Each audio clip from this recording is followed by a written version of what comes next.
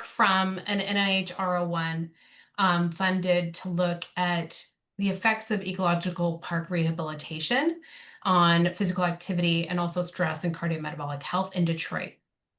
And I worked on this project for the last 6 years with lots of great people from different universities and different disciplines, very interdisciplinary team, and a great community liaison.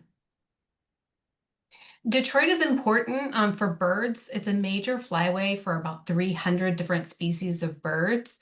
And there's the Detroit River as well that's really important for that migration pathway. And Detroit also signed I don't know, it's missing, signed an agreement for the Urban Conservation Treaty. And this says that migratory birds are a valuable resource contributing aesthetically, culturally, scientifically, and economically to citizens. That was very cool. But Detroit faces lots of challenges with land management and park management. There's over 300 city parks and about 5,000 acres of parkland, but not all of the parks can be maintained as conventional parks, in part due to budget constraints and also disuse of certain parks. There's about 25 miles of vacant land in the city as well. So land management, not just parks, is a major issue in Detroit, what to do with these spaces. So as a result, in the 2017 park improvement plan for the city, they said, okay, there's certain parks we're going to call community open spaces, and those can be converted to urban forest, an intentional meadow, or an urban agriculture from some community steward. They can take stewardship of these parks and then convert them to one of these different uses. And Detroit Audubon, which is now Detroit Bird Alliance, has stepped up and said, hey, we'd like to convert 4 of these parks to be intentional meadows, which is what Detroit would be if it wasn't a city. And so the idea here is a nature-based intervention to take a disused park and then ecologically rehabilitate that park. And the idea is to benefit plant diversity, bird diversity, physical activity for humans, and also pollinators. And I designed a study around this called the Study of Active Neighborhoods in Detroit. And the intervention involved removal of turf grass, litter, and broken cement, which was a major, major task. Lots of dumping happening in these sites. Installing trails, benches, and signage, and that is to really show intentionality of the space and make it usable for physical activity, but also for relaxation and social interaction. And planting native species. And a lot of these are flowering species designed to be really beautiful to look at, but also to attract pollinators and, of course, birds. That's the focus for Detroit Bird Alliance. And it also involved, importantly, engagement activities with kids and neighbors living around these parks. So I recruited, I first selected all of the community open spaces in Detroit. And 4 of these were part of the Detroit Bird City project. They're called restored parks here. And 7 were not restored. They contained a disused park that was not going to be ecologically rehabilitated. And they were scattered throughout the city. And then I said, anyone who lives within 500 meters is eligible to participate in this study. And those neighborhoods were matched based on neighborhood characteristics and also population composition. So what data collection involved was to recruit participants. We used a lot of different strategies, and we found door-to-door recruitment to be the most effective. And then we gave people a belt to wear that had GPS and activity monitoring on it. And then they completed surveys, they had saliva samples and finger stick tests. And then a van a week later picked them up, brought them to our office, and we conducted some more measurements on them when we did height and weight and blood pressure and another finger stick test. And then we compensated them and drove them back home. And we did that every year. We had a pilot year in 2018, and then every year 2019 to 2023. We had no new recruitment during COVID in 2020 or in 2023, our final year of data collection. And the idea is we're trying to get multiple assessments on the same individuals. So for 566 people, we did get multiple We got data for 566 people, and we had multiple measures on about half of those participants. Just to give you an idea of the demographics, this is just 2023 data, but you can see on average, the sample was 58 years old, primarily female. 40% earn less than $10,000 a year for the household, very low income sample. Only about 26% employed, low levels of married or partnered status, relatively high levels of home ownership at 51%. 87% of the sample identified as Black or African American, and long-term residents, on average 17 years resident in the neighborhood. So here's our results. So this is total physical activity in minutes per day at the time points that they were assessed. The green line is the intervention sites, and the gray is the control sites. And as you can see, by the end, we had in the intervention sites 28 minutes per day, 8-hour day spent in total physical activity and intervention compared to control sites. And we also looked at moderate to vigorous physical activity, and we looked at green outdoor physical activity as well. For moderate to vigorous, we only saw an increase of 4.5 minutes per day in MVPA for intervention versus control, but it was statistically significant. And we did not see a significant difference in green physical activity. But if you notice the trend, over time, we see a decline, general decline in the intervention group, and we see a continuing upward trend in the intervention group. So much so that at the end of the time period, the intervention group had higher green physical activity than the control group. So trending in the right direction. So just so you know, that's only part of our study. We also are measuring stress and cardiometabolic health, and those are the next results we hope to have. And I mentioned in my little description, none of this is published yet. So these are brand new, hot off the press results. And next steps for Detroit Parks and Rec and also Detroit Bird City, they have completed 8 acres of new habitat. That was phase 1. In 2023, then they added 11 new acres. In 2024, they added 22. And the goal is to have 1,500 acres of habitat in the city parks by 2030. And this is in line with the brand new parks improvement plan for Detroit. That's it from me. I can take any questions. Yeah.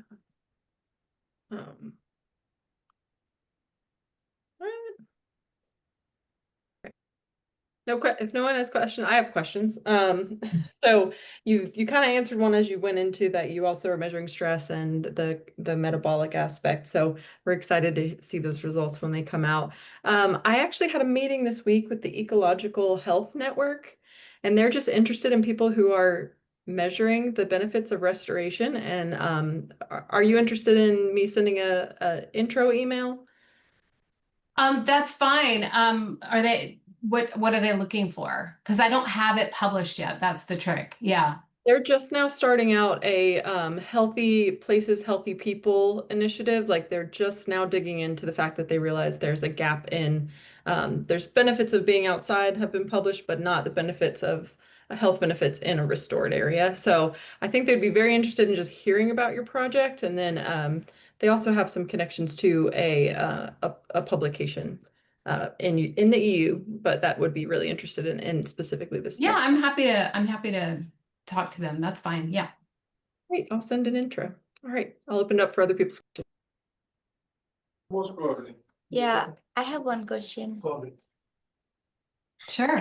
Yeah, this is a nice presentation, and I liked because I am doing research like related to this, like how people believe on the impact of green space on their health and how they are doing the physical activity.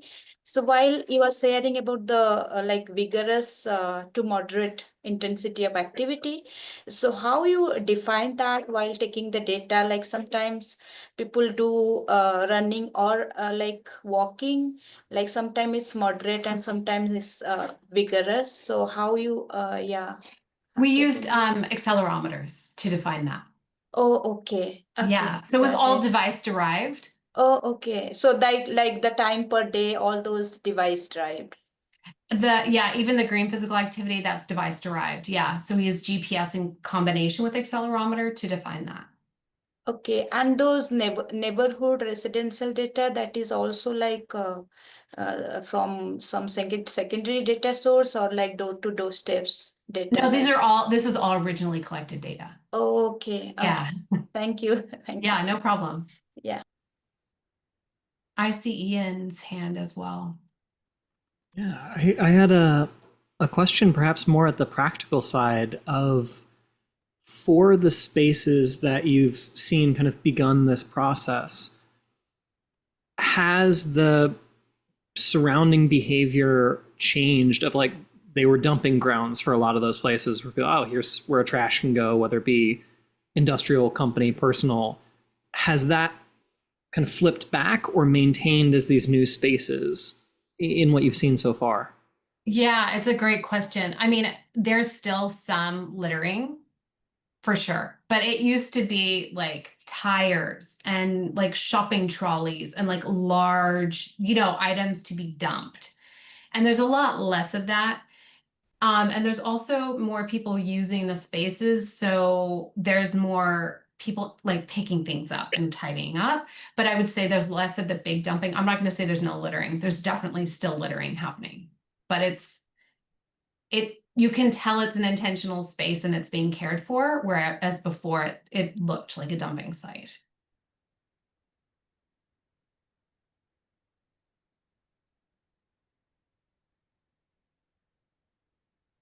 Any other questions? I'm seeing Amy here, and I don't know if you remember, we talked about this like, I don't know, 7 years ago, and it finally is over, Amy. I know, Amber, it is wonderful to hear you talk and to just be aware of the incredible progress that you've made and your, super important findings. Yeah, this is a treasure.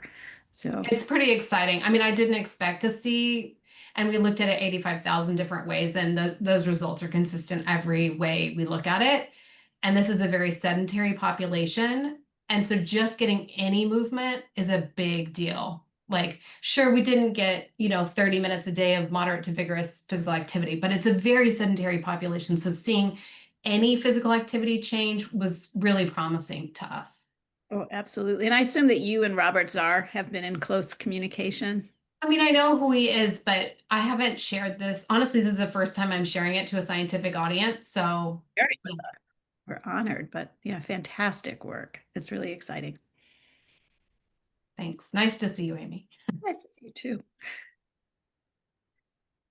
Hey, Andy. I have to run and pick up my kid. Can I put my email in the chat? And if anyone wants to talk more, I would love to talk to you. And I'm so sorry. This is like my first time to come to the meeting and I have to go so fast. No, we're happy that you were able to present. This was really useful, impactful information, and we're going to be anxiously awaiting the results. So thanks for sharing your info in the chat. And if anyone reaches out to me, I can also share it if you forget to gather it from the chat. But have fun, Amber. All right. And next up we have Erin. Are you ready? I am. Hey, everyone. I'll pull some slides up. And so I met a lot of you at the conference in Houston, but I'm Erin Alleman. I'm the Director of Learning and Evaluation and Co-Director of Research at the Children in Nature Network. And I noticed at the conference there was, at our conference, there were like a lot of CNN mentions and references. And so I wanted to just come, be more proactive in sharing some of the resources we have and the work that we're doing in translating research for practitioners. And our director of research, Kathy Jordan, is here as well. So Kathy, I want to give you a minute to just introduce yourself as well, since this is really I'm presenting about a lot of the work that you are doing. Yeah, thanks, Erin. Hi, everyone. I'm Kathy Jordan, she, her pronouns. I am for the last 11 years, the Director of Research for Children in Nature Network. I'm also a professor of pediatrics at the University of Minnesota. I'm a pediatric neuropsychologist by training. Awesome. Thanks, Kathy.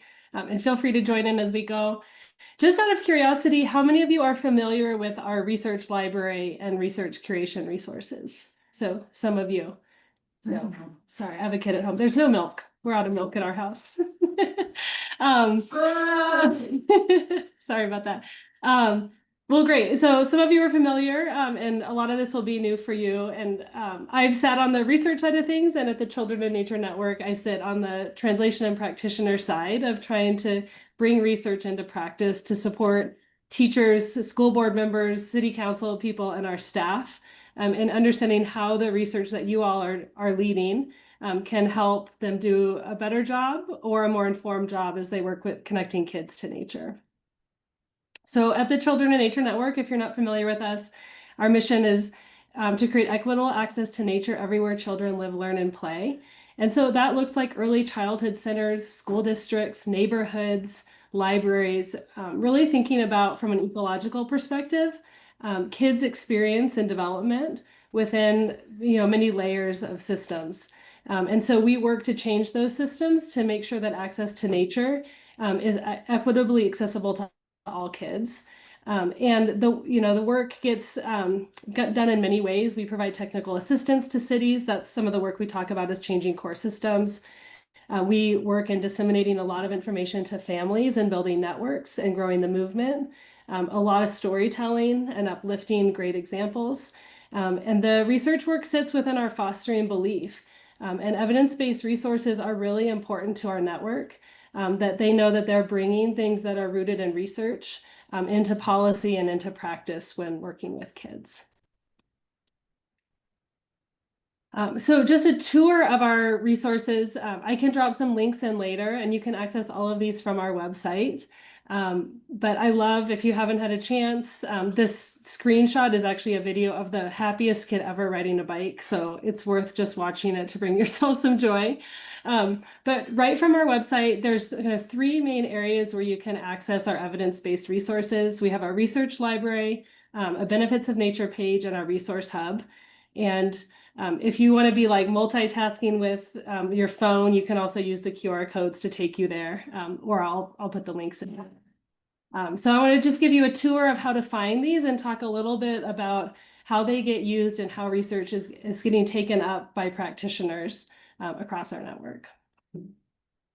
But first, our team. So Kathy is here live with us.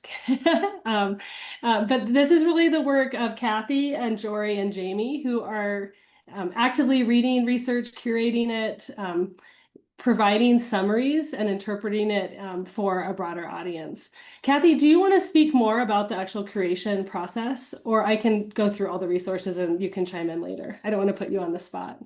Why don't we come back to that? That's kind of a deep dive. Why don't you keep going at the level you're We'll give going? the big picture overview, but know that there's real humans and really thoughtful people behind this process. So first is our research library, and I think this is a really unique resource. I know NHA has some research on your website, and we are doing similar work. This is research about the benefits of nature for children, and it's a very robust, searchable database that we think democratizes research. It brings that research forward to the public in a very accessible format, and also has summaries that are written for lay people to understand what the research says.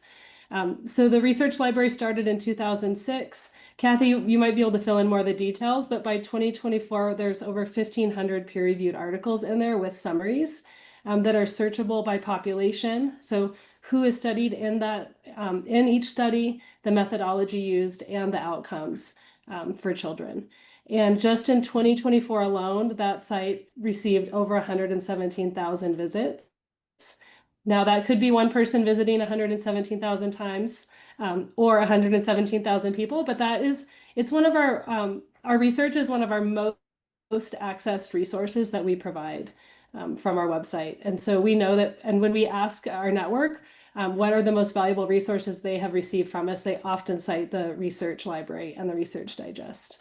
So we know people are eager to access this resource and be able to understand and incorporate research into their work. Just in the last year, Kathy and her team worked on this Making the Case page. What we realized is that people really wanted to be able to say, okay, I'm going to city council next week. What do I tell them? I'm going to the school board next week. What do I tell them? And so this is very carefully written summaries of what makes kids healthier, happier, smarter, and better stewards of the environment, and how to talk about that from a research or evidence-based perspective. And so it provides for each of those pieces, it provides a clear summary and then the key talking points that are based in research. Kathy, did this launch in November of last year, maybe December? And Yeah, I within think December, Erin. in Mhm. December, within just a few months, 4,000 visits to this site. And there's more work being done to create slide decks and infographics. And we can see this in the sites where we're providing technical assistance, that people are accessing this and being able to quickly bring research in front of decision makers. So it's a really great resource to give people an entry point to the research. And then Kathy and her team produce Research Digest pretty much monthly. And these are taking the research and organizing them on important themes. And the one I wanted to highlight here is one about screen time and green time. You know, there's a pretty strong national dialogue happening right now about the impacts of social media and screens on young people's development and well-being. And so bringing forward a Research Digest on a topic of interest really helps us speak and help inform the conversations happening about that. And in this case, it's nuanced. You know, what is the relationship between screen time and green time? What do we know about green time and screen time? Where are things correlated or not? And really bringing research to bear on that conversation has been really helpful in a lot of the work that we do. Some of the other topics, Kathy, you can remind me, I don't have notes, but gardening, which actually had an intergenerational angle, the benefits of more backcountry or big nature experience, the role of participatory methods and understanding youth-nature connection, upcoming the research around the importance of recess. And so a lot of these can inform current policy conversations that are taking place. What I really love, these go out, you can subscribe to them. So on a monthly basis, a Research Digest will come, and people can also tap in many different ways if there's a topic of interest, and get an overview of what we know. And then within that is layered key findings, and then you can actually click in to access more text on the article. So it kind of steps people into the research. And then last but not least, on our website, the research is part of this, but we have quite a few evidence-based resources that link back to research or supported. So these look like toolkits around early childhood that have research resources in them, webinar recordings where we've provided like an hour training call to go in deeper and explain the topic and provide chances for people to ask questions. And this resource hub, 186,000 visits last year of people tapping these resources. So whether it's a policy guide that's informed by research or going directly into the research backing it, people are really accessing these resources. Going beyond the research, to just show another example that starts to trend into some of our programs work at the Children in Nature Network. Last year, we supported economic benefits of green schoolyards. And I think this is a really important crossover from research into more of the evaluation or industry work, is looking at the return on investment on things like green schoolyards, and showing a 3-to-1 return in investments in green schoolyards for communities. And that report is linked there. But you can see there's a wide range of resources that we provide, from curating peer-reviewed research to actually starting to drive some of the research on a more practical level around the economic benefits. So that is a really fast and furious overview of some of our evidence-based resources that we are providing to the public. And then I just wanted to stop there and provide time for questions and answers.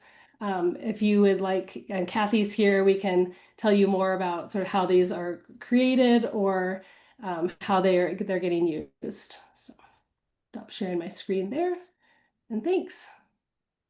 And by the way, Erin, I dumped all of those links into the chat. Oh, thanks. There were a lot of links. I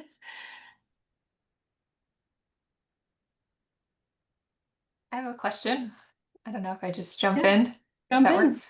Yeah, first of all, thanks for sharing. Those are amazing resources. I think, we're really excited to share them with our network as well. I think we work with a lot of community organizations that are looking for tools to, advocate for more green space and, help their youth engage in more access to nature and physical activity. So really, really cool to see the in-depth additional resources there. And my question was more around, I think we think about this from our perspective too, is any insights on how people are actually using it? So do you have any kind of, survey data, or do people reach out and say, hey, I've used this at city council, or I've used it this way? Just really curious to hear how it's been put into action. Yeah, I can try to speak to that, Erin, and you can jump in. We did do a survey a number of years ago, even a number of years before COVID, I believe, and came to understand a little bit about who the audience was, at least at that point, who was using it. And it was really fairly widespread, from practitioners to policymakers to educators, healthcare providers, researchers, practitioners probably more so than the others. That tends to be the largest audience group for Children in Nature Network. But we don't have any super current survey data. So what we do kind of go on is when people spontaneously write an email, or we see them at the conference each year and they say, oh, I used your, last digest for blah, blah, blah, or whatever.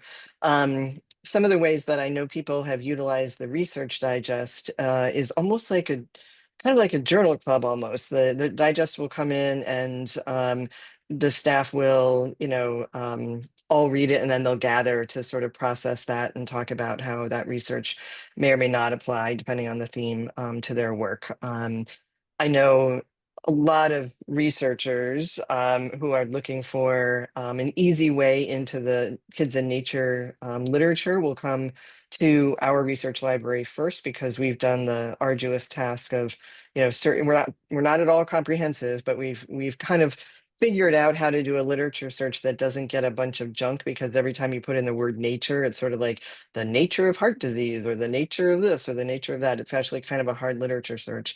But I think what we mostly hear is that people utilize this to make the case, and whether it's a Research Digest or going and finding research summaries, it's to understand what they can talk about to advocate for whatever it is they're, nature-based learning or nature-based therapy, or, public land use or parks and rec and stuff like that.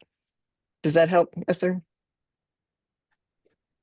Yeah, I'll share from our programs work, which is our team that provides technical assistance to cities to have them actually develop strategies and do the work, right, of creating green schoolyards or what have you. And one of the stories I heard most recently, some of our teams, they start in these school district city partnerships by creating a children's outdoor bill of rights, which is really like a shared vision. It is an adopted policy, but that people can sign on to, but a COBOR, as we call them, is a chance for a community to come together and agree on what they think kids' experience in nature should be in their community. And one thing that shows up in those is like a question of like, do we really think all kids should climb a tree? Like, we're like a little bit afraid of like kids getting hurt. And so these resources have been helpful. We have some around risky play. And so I know one of the teams brought the risky play research to city council so that climbing a tree could be in that city's COBOR. And so that's a really direct example of where having the right research and the right format was able to come to policymakers to move something forward. And I'll just share really quickly, this is not the risky play graphic, but when we talk about infographics, it's I think the tricky work of communicating research that's complex and has a lot to it in visual representations, and making sure this is accurate and correct, but also something that everyday people can look at and understand. So this is an example Erin, of the infographics. can I jump in for a second on Please. infographics? We're in the process of revising, well, almost starting from scratch in a way, of producing a second round of infographics. They'll be about physical health, mental health, academic and cognitive related outcomes, and then stewardship, care for the earth sorts of outcomes. And one of the things that has really advanced in the 10 years or so since we first started doing infographics is our ability to rely on the digital platform as opposed to an 8.5 by 11 sheet of paper. And so our infographic format is now, we can do whatever we want now. And so we're going to be able to get a little bit more creative, have probably a little bit more information, which we have more information now, and we'll be able to illustrate more relationships, sort of, this leads to this, leads to this, or, this has this impact because of this other thing, kind of explanations as opposed to more bullet pointy kinds of information on a pretty standard infographic. Go ahead, Ian. Hi, I was wondering, so a lot of the resources that you have are phenomenal. And I could imagine, if I wanted to take policy action, I could utilize those resources. Are there any, or is there an interest in a resource about policy action? So for those who fully are like, I'm doing research, I'm teaching, but I have not been involved in policy action. What's the basics I need to know? Is there a resource already made like that? Or is that something that you'd be interested in? Or is that more of a not our wheelhouse kind of thing? Erin, wouldn't that be the policy playbook? Well, I was just going to clarify, Ian, for you as a researcher to have policy guidance, or for this group to create a policy guidebook. Both in the word. It's the classic psychology. It depends. I could imagine my example as me as a researcher, where I'm doing work on employed population, so not obviously the exact same population of children, but there's a lot of overlaps in the values, and just guides on how to take policy action, because it seems like Children in Nature Network has done a truly phenomenal job of creating resources and support and enabling policy action. Yeah, I think, Kathy, you're right. There's the policy playbook, which I can share a link to, and then David Beard is our policy director, and he provides a monthly policy update that is sort of providing a summary of what is happening in the realm of state and also federal policies that impact children's access to nature, and then also writing sort of a blog post that also signals areas for action. And so I don't know if that addresses your question, but I think what's helpful about that is that his updates are very much in real time. And then we're part of the coalition, and Kathy just posted it, the Youth Outdoor Policy Playbook, which is a database that has sample policies and also areas for action. Amazing. Thank you. Thanks for your question. And Ian, just to let you know, we just at NHA just hired a policy advisor, essentially. So we'll be having a little more action in that spot. He starts next week. So I'll definitely reach out to you once I talk to him about what some of our plans are and where we're going with that, because I think that sounds like something he'd be very interested in as well. And it'll be with some of the same people that are in that Youth Outdoor Policy Playbook. Dylan McDowell, specifically Grant Winieski, both from the National Caucus of Environmental Legislators. I don't have a question, but I have a compliment for Kathy and Erin. I have long used your information and always recommend it as a really, really important source for my occupational therapy and my landscape architecture students. I mean, the resources are unparalleled, and I'm a huge proponent, and we'll continue. Thank you. Thank you so much. It's great to hear. Thank you.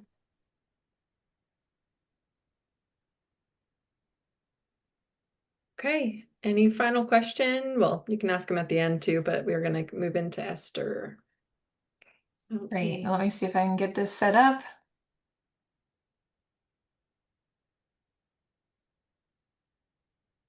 Let's see.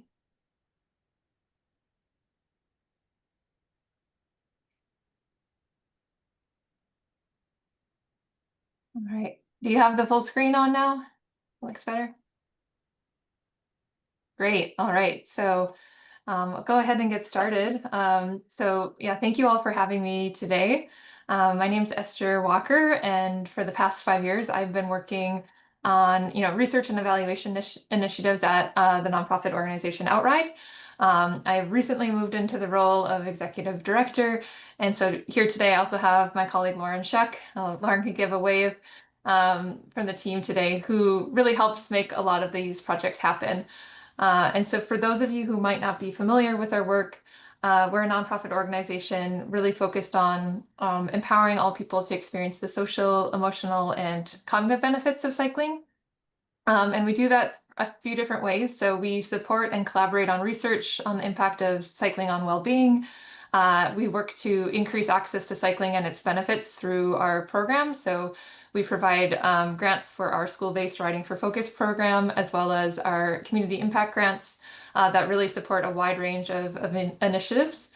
And today I'm going to share some preliminary data from a project we've been working on with Lauren at Outride, as well as collaborators from Loma Linda University and the University of Oklahoma, ultimately with the goal of better understanding how the role access to nature may contribute to some of our cycling and well-being outcomes that we're interested in. So I'm really excited to get some input from you all. Full transparency, we work with a lot of our school national school data, and this is kind of our first time of adding those nature layers. So a lot for us to explore here. But before I jump into that, just wanted to give a quick overview of the program I'll be talking about today.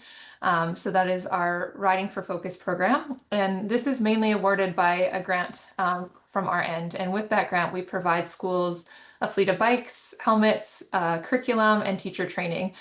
We actually just wrapped up this year's cohort of training last week in California. So it was super exciting to have all that energy out here. Maybe some of the teachers haven't ridden in 20 years and are now going back to their communities to share these with their physical education students. So the grants are prioritized to Title I schools and schools serving students from low-income communities. And we've worked with now over 400 programs across the US and Canada. So if we look at this map here, the yellow dots are all the schools up to the year 2024. And the blue dots are what I'm going to talk about today. These are the 2022 and 2023 cohorts. And as part of this program, we really work with our schools to understand kind of, the student perception of the program, as well as understanding student health behaviors and cycling attitudes and perceptions, as well as student perception of the program. And so I'll be sharing a little bit about what we're learning from that end as it relates to kind of their access to nature. And then just to give you a little bit of idea of the schools that we work with, this just is for those 2022 and 2023 cohorts. This is the distribution of those 75 schools across a few different key measures. So I think the first thing I want to draw attention to is in terms of locale. We get a pretty even split around kind of city, suburban, town, rural, with the majority of our schools kind of falling into that city and rural locale type. And so those can look like very different types of implementations with the same goal of really introducing students to riding safely and confidently, and really hoping to adopt this activity throughout their lifetime. We've also taken a look at kind of by zip code of our school, looking at the socioeconomic status sub-theme from CDC's Social Vulnerability Index. And here it's a little bit of a reverse coding. So again, most of our schools skew to that medium high to high range in line with our prioritization to Title I schools. And then the last part that we'll look at today is kind of that intersection with Nature Score. So I believe Nature Score, they presented last month. And so really what we're looking at here is kind of using their measure at the school level. They're measuring the amount and quality of those natural elements in the area. And what we do see is majority of our schools fall within that nature utopia, nature rich part of the distribution, which seems to align with the national distribution there as well. And then just to give you also a little, better picture of what the programs actually look like in action and where they ride. For many schools, they can ride on a number of different surfaces. They use what they have access to. That could be basketball court, tennis court, running track field. Other schools have better direct access to trails and nature, and these students are able to dive into beautiful nature. And others, especially in our more, urban settings, or, just depending on what the school has access to, are going to be more likely to ride on the streets or get creative in finding natural features in, say, a downtown area where they have a supervised space to ride.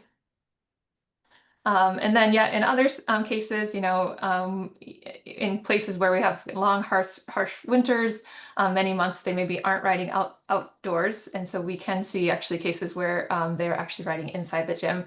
But we do encourage where possible to encourage outdoor riding. So today, like I said, I'm going to present kind of some preliminary data here. Really for us, we're interested in kind of this layering in nature for a few different reasons. Everyone on this call, knows the benefits of being out in nature. And I think in the context of our work, really what we see is that, there are these, wide disparities in what students have access to with regards to the program. And so we're really curious about, our different riding locations associated with different student outcomes. And what we are learning about this actually ultimately help schools advocate for safe places to ride with more of that nature access. And so again, looking forward to chatting more with you all about this work, because I think one other thing I'll mention is that we're using Nature Score, which is a really broad, static metric. But as we'll see, and I think as we just saw from the pictures before, it may be more interesting for us to actually look at exposure and nature, something like nature dose, to actually tap into what they're actually being exposed to versus the school level data. So I first just want to dive in really kind of high level what we're learning from riding frequency. So this is our baseline data from our students. And when they come in, we try to get a sense of, at a national as well as a school level, how frequently students are riding outside of school, who has access to a bike at home, do they know how to ride even by middle school? And what we can see here is, across this distribution of, going from left, which is these nature deficient areas, all the way up to nature utopia. Even when we take into account the socioeconomic status of the school area, we do see an interesting relationship here between, access to this level of nature they have access to, and how frequently students are reporting riding outside of school. Now, if you dig a little deeper, this seems to be driven by another key component of riding frequency, which is actually, do they have a bike to ride at home? And we do see kind of at these nature deficient and nature light areas, students are way less likely to have a bike to ride than their peers that are in more nature rich and nature utopia areas. So a lot more nuance to dig into there. Now, in terms of student well-being, we look regularly at the WHO5. So this is the World Health Organization's well-being index. It's 5 questions, so it's really easy for this age group to answer at a middle school level. They're all positively phrased. And what we do see is at baseline, there doesn't seem to be a big shift in terms of student well-being based on access to nature with regards to these groupings from Nature Score. However, what is interesting is we do start to see a trend for rates of low student well-being. So these are percentage of students that are scoring below 50, which is actually the cutoff where WHO5 has been associated with more depressive symptoms. So there's definitely more to explore here about what's happening and why we might see these differences between these outcomes. But of course, we know that well-being is an incredibly multifaceted concept. So a lot more to dive in there about those key factors that are contributing. Another thing I just want to share, which was really maybe surprising to us, is just in terms of the student perceptions of the program after they've completed. And so what we do see is actually on that nature deficient side, we actually see the highest program reception. So 88% of the students agree that they had fun in riding for focus. And along with that, they also showed the highest rates of wanting to continue to ride outside of school. And so there's a lot more, I think, to unpack here. But I think I do want to spend a little time to share a little bit more about, from a student perspective, what clues might be driving this difference on that low nature area. And so we do get a lot of open-ended text data from our students. This is maybe part of Lauren and I's favorite part of our job, is getting to read through these. The middle schoolers can be very honest. And these are some of the key themes that continuously emerge when they talk about, what they like about this cycling program. And again, I think cycling is a unique activity that really provides access to all of these different things. Of course, we can, hike in nature, we can go running in nature. So that's a key part for them, but also kind of this feeling of freedom that comes with it while exploring their community.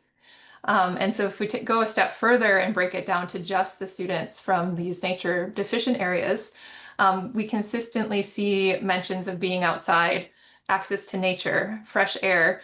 And so I'm just thinking of, you're just talking about the outdoor Bill of Rights for children. And it's surprising how many comments of the students saying they never get to go outside.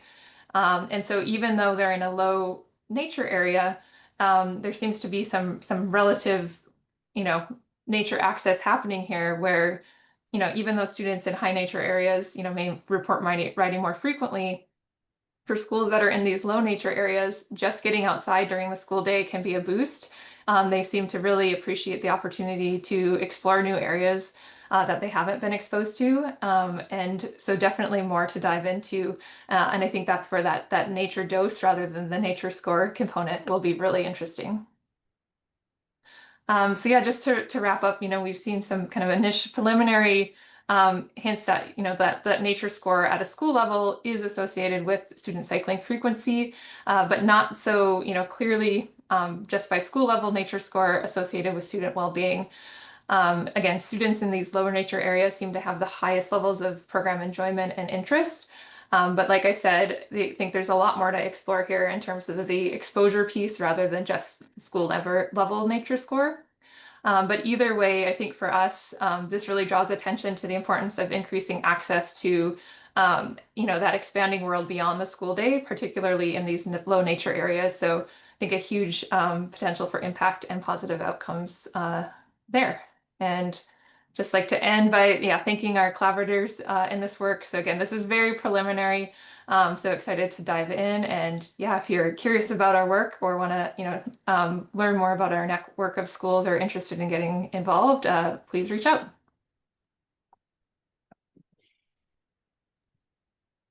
That was a lot of information. Esther, I just had a question. Did y'all gather any data before starting the program in the school, like asking how much time do they get outside or ride before? Okay, just curious. Yeah, so the slides I was showing, kind of the first couple, that is the baseline before the program, just kind of, before they even start with the cycling program, what is their base level of riding and things like that. And I think what we're starting to see at a school level is, even after the program is 6 to 8 weeks, I totally didn't mention that, we don't see huge shifts in the riding behavior directly after the program because they have been often riding regularly during the school day. But that's a big area of interest for us, is like 6 months later, a year later, is this changing their behavior? We're not set up to capture that, but would love to talk about ways to do that. And just to follow up, is the baseline data student reported or? Yes. Yeah, student reported.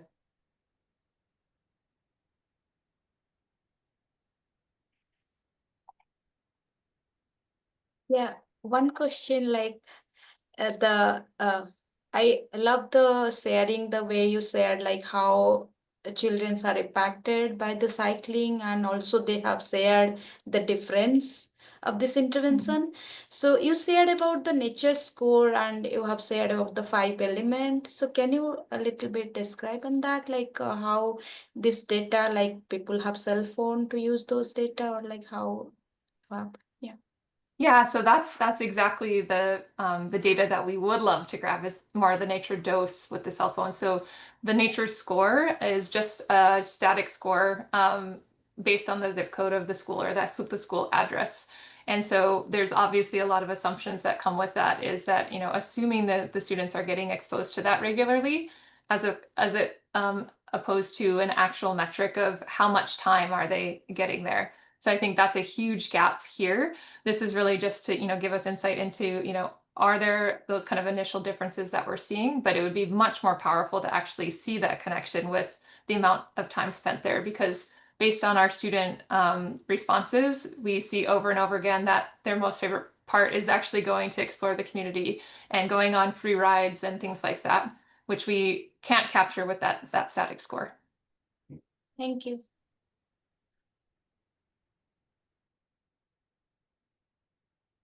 I have a quick question. Are there any particular third variables moderators that you're looking at and going, these are particularly interesting? Because my brain was going while listening to you. Yeah. I'm curious if you had any already top of mind that you're thinking about. For sure. I think when we first just kind of looked at these, again, these were very simple charts. The top kind of moderator that we put in there was that socioeconomic status. So it was like, is the low nature area just, also corresponding to those kind of with the highest vulnerability index within that SES theme. But what we also see, I think, based on our population of schools, is those schools that are in nature score 4 or 5 or leaf rating or, nature utopias have a similar proportion of those low income schools. And so the other piece I will mention, and I think I presented it at the beginning, is that we only have, 10 schools that are in that 1 to 2 leaf rating. So that's a huge question, is this just an outlier of those schools? They're in, hyper urban, areas, for example, where this is just giving them a whole new experience that's creating this. So for us, I think it's continuing to work with a broader population of schools across those kind of different nature levels. And I think, of course, adding something like Nature Dose would be really helpful.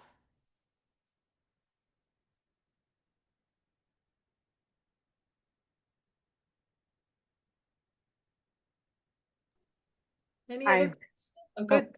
Yeah. ahead. Really, really interesting work. Thank you for sharing this. I don't have like an explicit connection to the nature side of this, I guess, and maybe you mentioned this and I missed it, but I'm curious about whether you're measuring or looking at any kind of academic outcomes, especially given the name of the program. I figured focus might be some kind of goal of it. And I think that there is a connection to greater exposure to nature there, and that being a vehicle for restoring attention. And relatedly, I'm also aware of a group at University of Buffalo that's doing a similar kind of a project. I think it's called STEM Cyclists, where cool, it's meant to, these cycling programs were meant to kind of also improve or increase interest in engineering and STEM fields. So I don't know where the program differs, how much like explicit STEM instruction there might be involved in theirs, but there might be an interesting connection for your group. And yeah, would love to hear about the academic or some kind of cognitive outcomes you're sure. measuring. Yeah, exactly. Like I said, kind of the nature component is something we're exploring now, but kind of really the foundation of the program was kind of focused long ago, actually looking at cycling as an intervention actually for students with ADHD. Since that, we've seen, it's benefiting the whole class is enjoying it. And so we've gone to more general social, emotional, cognitive health. But we have worked with a number, we're not currently collecting, the academic data on like a national evaluation side, but a handful of schools that we work with are doing those types of studies and actually implementing it specifically as the first period of the day, or the first period before math class, because they do see those impacts within their district. So really interesting work to build on there. And then STEM cycling, I think, again, we don't necessarily focus on those pieces within our curriculum, but we have worked with community programs that do. And so we work with a huge number of community organizations across the country through our grant program. And it's amazing kind of the scope of work that they're all doing. And so I think this is also a plug maybe for, Lauren has done, maybe Lauren Wave there, has done a huge amount of work putting together kind of a research pool where, a lot of those community organizations are looking for, people like you, researchers to connect with that are looking for, really, groups to do applied work with. And so I think there's some really cool ways to connect them to dive into that from a research lens, because they're super excited about, collecting data and learning more about their programs, but maybe don't have the bandwidth or skills to do it. Cool. Thanks so much.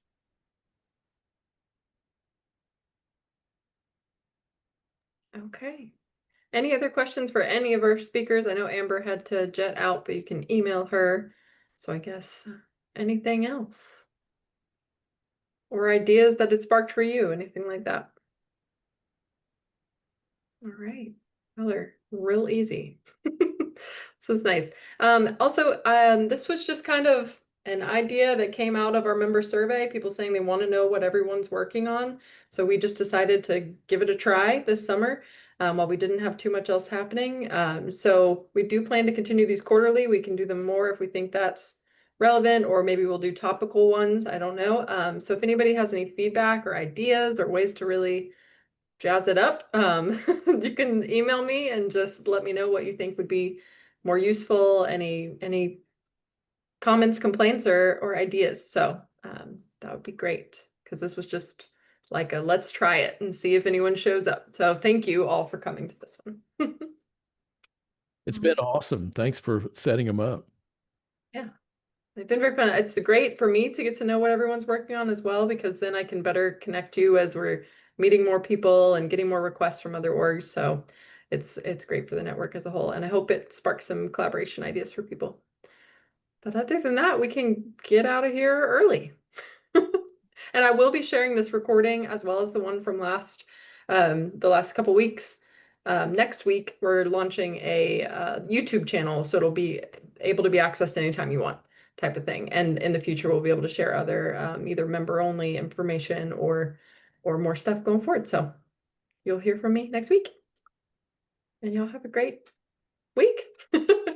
See ya. Thank you, Taylor.